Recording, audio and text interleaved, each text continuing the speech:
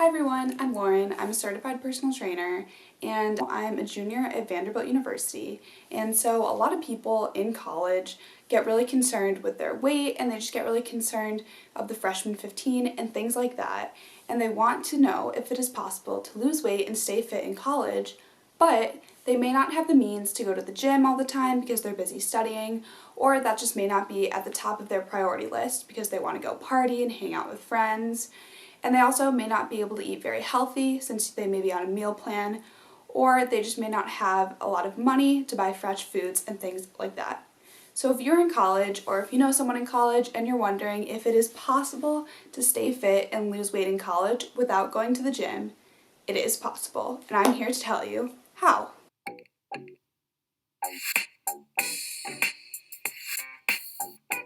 So today I have 3 tips for you on how to stay fit and lose weight in college without going to the gym or eating healthy. And now I want to put a big disclaimer here that these tips by no means replace a healthy lifestyle. If you want to stay healthy in the long term and you want to maintain a healthy weight and you want to lean down and just have muscle and get that figure that you want, there's no replacement for eating healthy and going to the gym.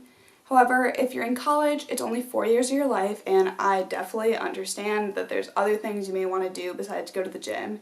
If you're waking up at 6 a.m. for a tailgate, you're probably not going to want to go to the gym before that tailgate because that would mean you'd have to wake up at 5 a.m. And you're probably not going to want to go to the gym after that tailgate because you may be drinking and that just may not be necessarily on your agenda.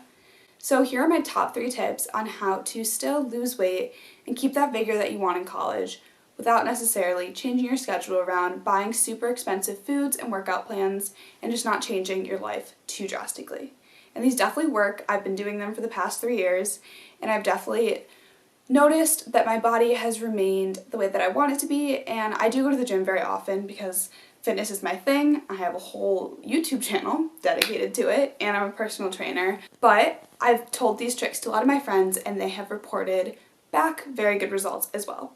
Number 1 is to do these alcohol swaps. So this tip is all about alcohol. And if you don't drink in college, you can just skip over this, but I know that the majority of people are going to drink alcohol in college.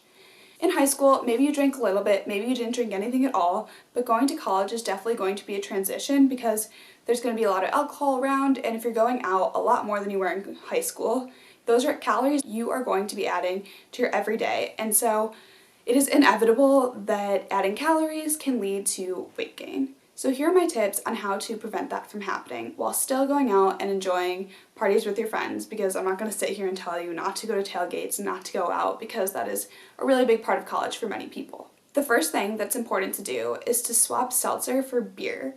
And I don't think this is very hard to do because I know a lot of people just love White Claws and Smirnoff seltzers and all those things.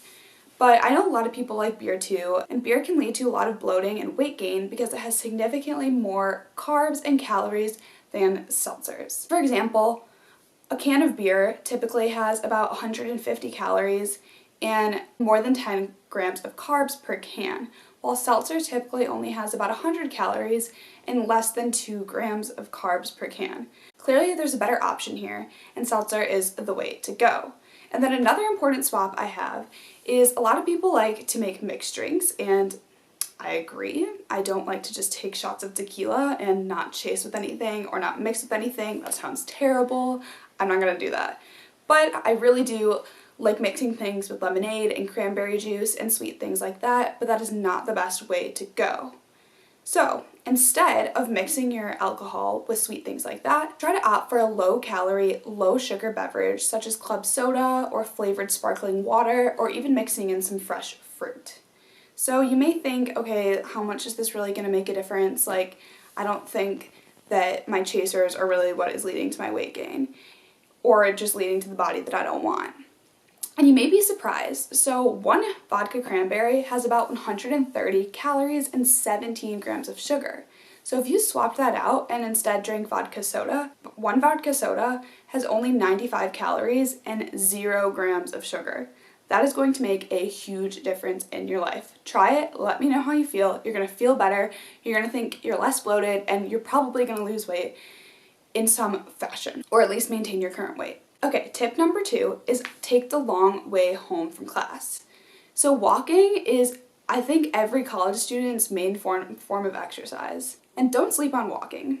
Walking can burn a ton of fat and a ton of calories, and running is not that much better of a workout for you than walking.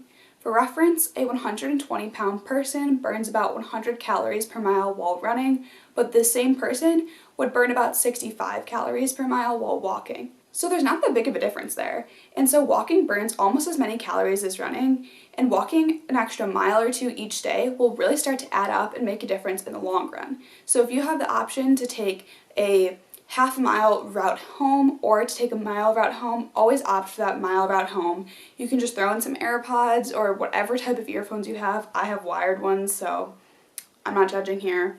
And then just listen to some music, listen to a podcast, and you'll really see a big difference.